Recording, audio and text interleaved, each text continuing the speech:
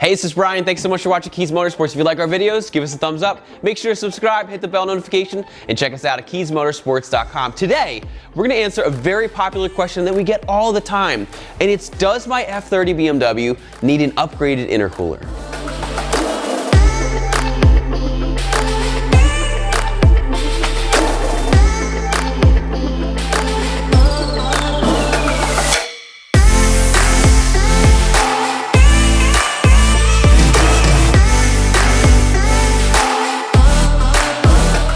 Let's start by talking about what an intercooler is and how it works.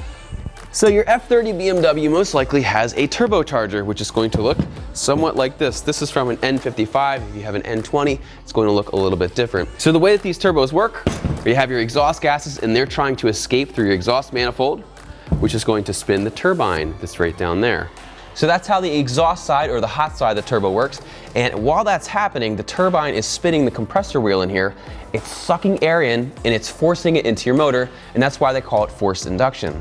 Now, as you may know, the benefit of forced induction is you're able to force more air, more fuel, and you get more power. The problem is, this thing puts hot air into your motor. You don't want that. So, auto manufacturers, typically on turbo cars, will have an intercooler. And what this is going to do is it's going to allow the forced air to pass through the intercooler through these little channels. And as you can see, you have these little cooling fins.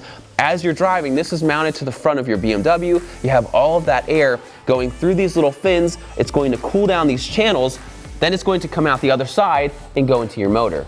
And while it's great that BMW decided to put an intercooler on their cars, they're not really geared towards performance. So what we do is we put a direct fit intercooler like this one we have from CSF. Now, on a completely stock car, you can expect to gain about 15 to 20 horsepower. And on a modified car, you can see gains of over 25 horsepower just by installing the CSF intercooler. Now, the reason that you're going to get those performance numbers is, as you can see, the CSF intercooler has way more surface area and it's about double the size. The result of this is it's going to lower your temperatures by about 40 degrees. And again, colder air, more oxygen, more power.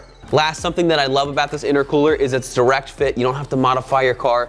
You just take your charge pipes, you slip them on, and it's going to be held in with that same C-clamp that it was removed by. So there's no hose clamps, there's no leaks, perfect fit every time. So the answer to the burning question, do I need an upgraded intercooler for my F30 BMW?